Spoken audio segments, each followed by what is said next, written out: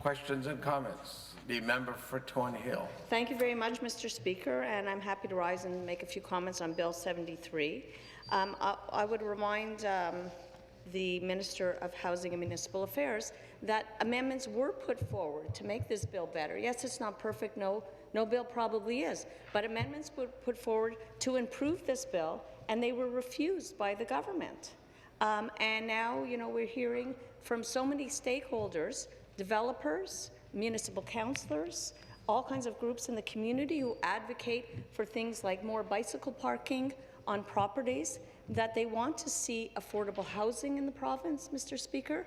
And how can that be done if we're not all working together to make sure that happens?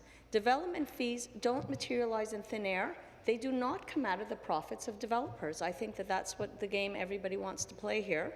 They come from the cost of purchasing a unit, and that means higher mortgage expenses, higher fees, and it means sometimes that people are buying a new property and paying such high development fees, we hear in the neighbourhood of $60,000, that they don't recoup on resale value. If they have to, say, be transferred a year later and move somewhere else, they could actually end up selling the property for less than they purchased it, and not just have to start where they left off, but they have to start further behind, and that makes housing far less affordable.